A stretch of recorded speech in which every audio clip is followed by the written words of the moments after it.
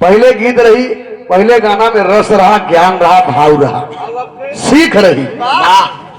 पहले तमाम गीत रही कि आज बड़ेरी बोले कागा रे जना राजा जी आई, फूल तुम्हें भेजा वो खत में फूल नहीं मेरा दिल है। प्रीतिया काहे के लगौला अकेल जिया रहलो न जाए। और आजकल के गाना तो खाई के राजा तसला से तो पी दे तमाम गीत निकल जाता। सही बात कहते हैं भैया। एक अगला है ना आजू वाली भैया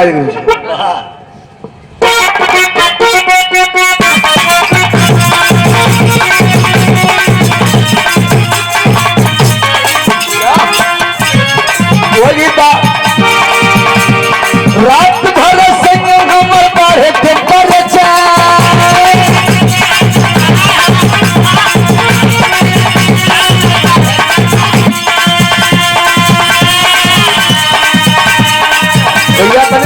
चटनी है। अगर बिहार हम लोग न गावा जाए तो नैका लवंडा बेचारे हैं नाराज हो जाते यार भैया चटनी नहीं दे। रात भर बढ़े थे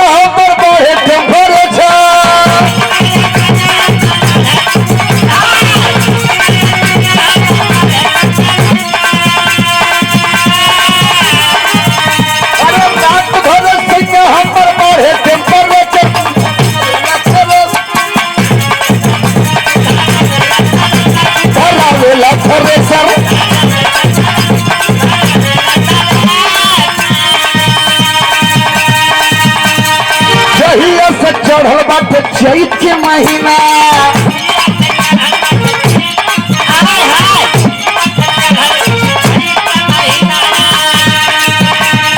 घर न रहेला पलम खोजना।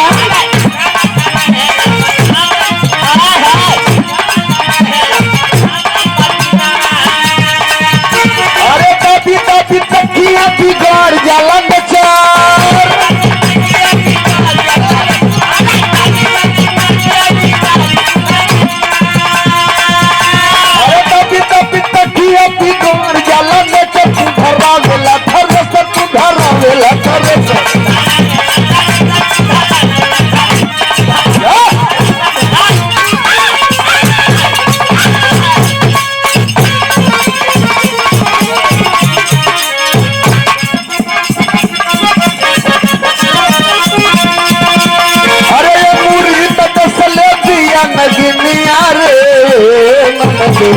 भैया के जगाएगा अमूरी बता सब दिया।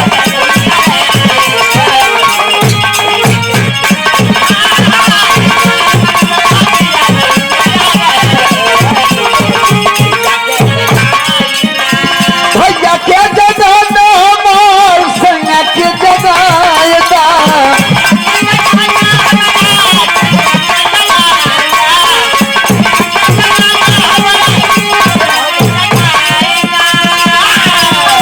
भैया के